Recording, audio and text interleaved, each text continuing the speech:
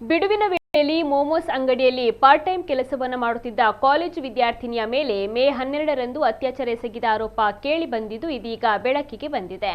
College ಮುಗಿದ ಬಳಿಕ ಯುವತಿ ಮೋಮೋಸ್ ಅಂಗಡಿಯಲ್ಲಿ ಪಾರ್ಟ್ ಟೈಮ್ ಕೆಲಸವನ್ನ ಮಾಡ್ತಾ ಇದ್ಲು ಎನ್ನಲಾಗಿದೆ. ಮೋಮೋಸ್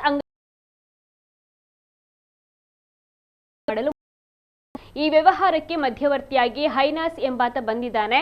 ಅಂಗಡಿ ಮಾರಾಟದ ವಿಚಾರವಾಗಿ ಚರ್ಚಿಸಲು ಮಾಲೀಕರಾದ ಅತುಲ್ ಘೋಷ್, ಹೈನಾಸ್ ಹಾಗೂ ವಿದ್ಯಾರ್ಥಿನಿ ಸೇರಿ ಪಾರ್ಟಿಯನ್ನ ಆಯೋಜಿಸಿದ್ರು. ಪಾರ್ಟಿ ನಡೀತಾ ಇದ್ದ ವೇಳೆ ಅತುಲ್ ಮತ್ತು ಘೋಷ್ ಊಟ ತರಲು ಹೊರಗೆ ಹೋಗಿದ್ರು. ಈ ಸಂದರ್ಭವನ್ನ ಬಳಸಿಕೊಂಡು ಆರೋಪಿ ಹೈನಾಸ್ ಯುವತಿಯ ಮೇಲೆ ಅತ್ಯಾಚಾರ ಎಸಗಿದ್ದಾನೆ. ದೂರು ನೀಡಿದ್ರೆ ಜೀವಕ್ಕೆ ಹಾನಿ ಮಾಡುವುದಾಗಿ ಕೂಡ ಆರೋಪಿ ಬೆದರಿಕೆಯನ್ನ ಹಾಕಿದ್ದ ಎಂದು ಯುವತಿ ಹೇಳಿಕೊಂಡಿದ್ದಾಳೆ.